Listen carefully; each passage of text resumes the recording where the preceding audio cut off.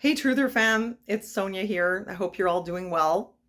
I had asked you in a previous video if you have some questions for me, leave them in the comments and I'll do my best to answer them. One question that keeps coming up is, Sonia, what's with all the books? It's a good question. I'll tell you about my books. So basically, I'm from a generation before the internet when people who could afford books would keep a library in their home and then we'd use them as a reference. And I know that a lot of things are online now, but I feel like it's not the equivalent. I like books. Okay, I'm going to get into these books, but I just want to show you what I have in the rest of the house. And these are ones that I'm not really going to show you in detail. So people have said to me, Sonia, you have so many books, why don't you sell some of them? So I am. Like, some of them are listed online on Marketplace for sale, and that's these over here. These are all for sale, and what you'll notice here is these are all like fiction, popular fiction for the most part, because you know what? I just don't read fiction. These Jewish ones, though, I'm keeping those, but all the rest is all fiction, and I'm just not into it. Right here, this is all Gunner's books. This is like educational stuff for homeschooling. These right here are definitely Gunner's books. This is also like, this was homeschool related, but this is like all related to art. And then this section generally is language. That's something we're both into, as well as learning foreign languages. So we've got lots of Spanish related here. I was studying Spanish. We've got some German and Polish up there. We also have some Russian books around. Oh, there's one on the table right now. Such as this, for example. That's for Gunnar. He's studying Russian. Up here I have some like linguistics related books. Words and rules, mother tongue. Those are fun, and actually they're so fun that I wouldn't want to get rid of them. Every now and then I do like to go back to them. I'm gonna also quickly show you what's in the bedroom. Wait, books here I can't really show you because they're related to like autism and alternative medicine. If I show you those books, they might send me to the meat grinder. Here are my favorite books. Okay, this is the shelf that if I was gonna really show you in detail what's on a shelf, it would be on this one. Okay, what I have up here, these are all basically etiquette books. I did this video called Growing Up Aspie, How I Learned Social Skills, and I mentioned that I learned a lot from etiquette books. Like, I basically had to like read a lot about manners and social interaction to figure out like how to get a handle on things. And these were my books that I used for that. Well, I should tell you, actually, the story with the etiquette books is that the first one I got, let me show you, this is crazy. This right here, it's called Manners, Culture, and Dress. This was given to me as a gift as a teenager, and it's from 1890. And I started reading this book. It's got, all these like rules for how to behave and what to do in the cloakroom, refusing to dance. And of course, it's all extremely outdated because it was already over 100 years old when I got it. Oh, there's tons and tons of etiquette in here. And then it goes into how to dress. There were some illustrations in here too. And you know what? I was just absolutely fascinated with this book. What does it say? Never allow a child to take a meal at a friend's house without special invitation. Never allow a child to handle goods in a store. So this was kind of what kicked it all off for me. This is the OG right here. So yeah, I got this one. And I mean, it was outdated. So some of the things like didn't apply, but I think the general idea of like how to be considerate of other people, it did apply. So maybe I learned something from it, but you know what? After a while, it really just didn't matter to me. I was just super into it. So I loved this book, and I kept reading it over and over again. And I kept it actually for a while. I didn't even know where it was. And then recently I got it back. One of my rabbits had a go at it, but it's still good. I'll show you what else is up here. Okay, here's another one. This is from 1861. It's called Godey's Ladies Book. It was given to me as a gift in 1985. Long before Cosmopolitan, there was Godey's Ladies Book. It was kind of like the earliest women's magazine. And it had stuff about fashion, but also about sort of etiquette. And they had also stories which they thought would be of interest to ladies. You know, it's just a bit of like a cultural time capsule. So, you think I'm going to throw this out? Are you kidding me? I would never throw this out. This is just like gold, right? Okay, so I know you know that I like the Victorian calendar. I think maybe now you're getting the picture that it's not just the calendar that I like. I mean, I'm not specifically just Victorian, but I'd say Victorian and Middle Ages are sort of my two favorite periods, like most fascinating to me. Okay, well, we have this too. This one's a total classic, and I would never get rid of it. Unfortunately, it fell off the shelf once when Gunnar slammed the bathroom door too hard. This is a classic, you guys. Mother, Home, and Heaven. So this is a very, very old book. Let's check how old it is. I forgot. 1882, you guys. Oh my God. That's so crazy. Look, 1882. Beautiful illustrations. And this is all about, like it says, Mother, Home, and Heaven. And it's, you know, it's Christian based. It's a lot of wisdom and advice to people in different situations. Parenting advice, spiritual advice. And you know what? It might be so old, but the advice here I find is not outdated. It's a pretty good book. It's pretty cool, and it has some beautiful pictures in it as well.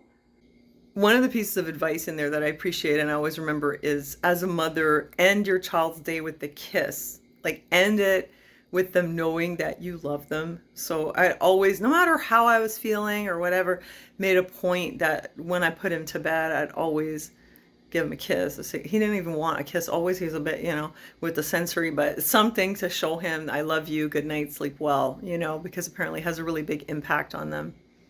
So it's important for us to show that love, especially at the end of the day, so they go to bed feeling loved. So, okay, like, you know, once I started my collection, it just sort of expanded.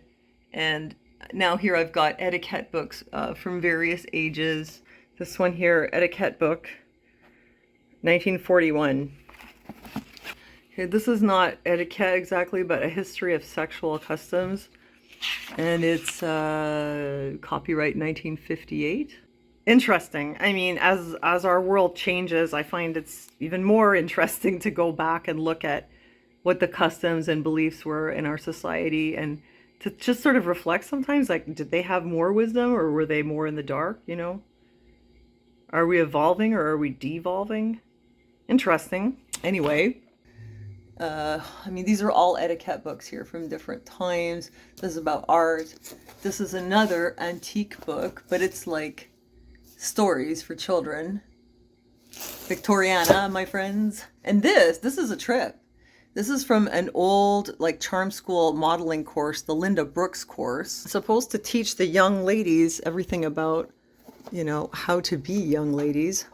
This is mid-century, you know, and this was teaching you 1958, actually. It's not even 60s. Mid-century etiquette course.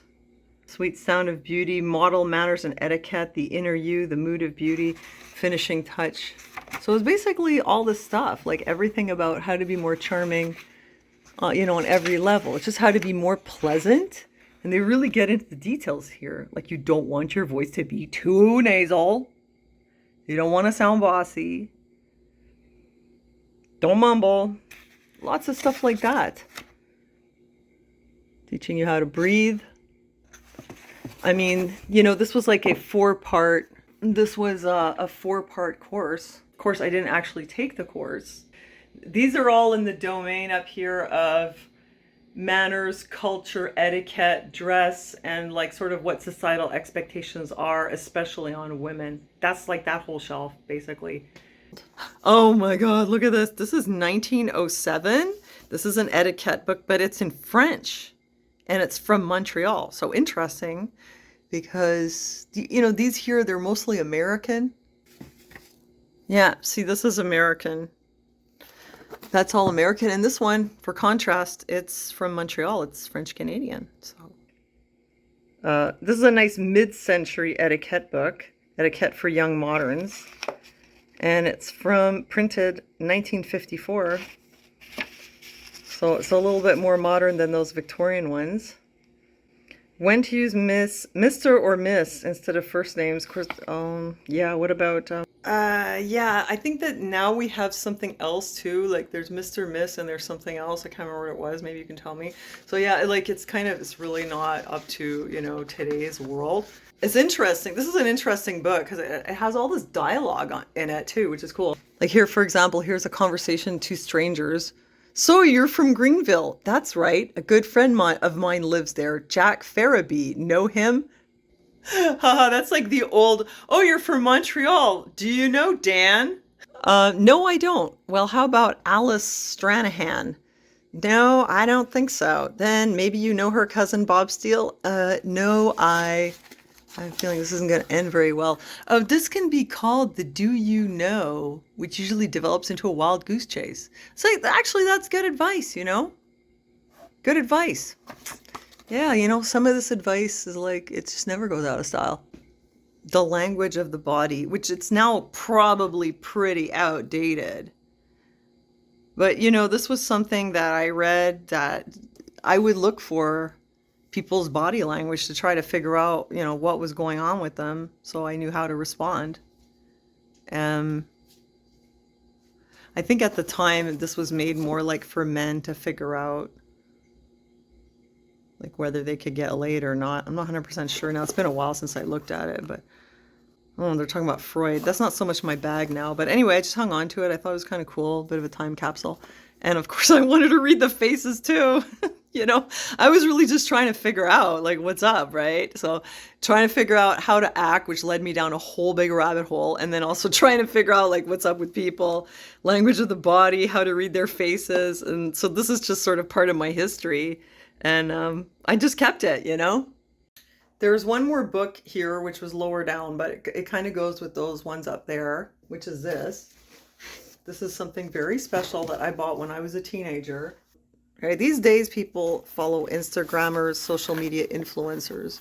When I was young, we had these teen magazines for the teen idols, but this is like really the old version of that. Movie book, 1917, and this was a scrapbook put together probably by a young girl of all her favorite movie stars. And this is from like way, way, way back in the day. And so she lists all their names. She's got pictures of them. And there were some famous ones here like Lillian Gish. Let's see who else. Mary Pickford. So yeah, this is a bit of a time capsule. Mary Pickford here. Let's see what else we have. This was like before, there's a lot of obscure ones here you might have never heard of, like Marguerite Clark. So this was even before the golden age. This was like during still the era of the silent films. It's kind of hard to show you this book at this angle. But yeah, very interesting. And so, I thought this was quite interesting and quite the time capsule back then and still today. Okay, so that's all that. That I think is these up here, like this is probably the like coolest part of my whole collection. And then these are my favorites. Like these are books that I have read, reread, I refer to. Maybe I'll just show you really briefly what's on here. I mean, when you see this, you're going to see that like my interests have a lot to do with society, sociology, sort of the dark side of society, criminality, criminalization. And then it goes into medicine, but medicine in terms of not just your standard medical stuff, which I do have a big medical book that I can use as a reference down here if I'm interested. I'm interested in the sort of like, what would you call it? I'm interested in the history of medicine for one, because the scientific consensus really does change over time. If you don't believe it, you just have to read some of these books and see what people thought. Could be 20 years ago, could be 50, 100 years ago, or 200 or 300 years ago. Definitely the consensus or the scientific facts change over time. And then there's like the stuff that it's related to medicine, but it's like it's almost paranormal, but it isn't really. There's something scientific there, but it's bordering on the paranormal, let's just say. The intersection between science and the paranormal, that's where it gets really interesting. So that would be like this section here. It's like the intersection between medicine and something beyond. And then here there's some things about psychology. And then here we have some things more about society, you know. And then this is just super gory, buried alive. It was actually very interesting. This is all about rats and in our society. And these are all about urban legends. And then these are some spiritual related books. And I guess I'll have to get into that part of the bookshelf some other time, because look who just came home. So, you know, I think we made some headway. I'll get more into that shelf some other time. Want to say hi? It's a flashlight. Oh, sorry. All right, well, that's it. I guess I'm going to wrap it up. I hope you found that interesting. Let me know what you have on your bookshelf, what you like to read. If you guys are interested and you want to see more, like what's inside those books, let me know. We can go for a deeper dive. So I'll just put this out there. You guys tell me what you think. And if you want to know more about my favorite books, let me know in the comments below. I hope, is it okay to say favorite books? Or is that like one of those things you get canceled for? Anyway, no offense to whoever. But yeah, if you want to know more, let me know in the comments below, and I'll tell you more about all these. These are my favorite books. Don't send me the meat grinder. And yeah, that's it. Thanks for joining me. Thanks for joining me in the chat. Thanks for your support on Patreon. If you want to join my Patreon, it's patreon.com/thetruthorgirls. You can message me directly there. If you want, like, depending on what you donate, you get different rewards. So you can like request a video topic. I can promote your stuff. Also, you can message me, like I said. Can do like a one-on-one session if you want to record it, if you want to use it. I'm trying to do Zoom sessions. That's what I'm working on. But yeah, if you're interested, check out my Patreon. And thanks for your support if you join. And Gunner. Oh my God. Yes. Oh, Gunny. Okay, definitely I have to wrap it up now, but you know, thanks for joining me, and thanks for joining me in the chat, and thanks for watching, and I'll see you next time.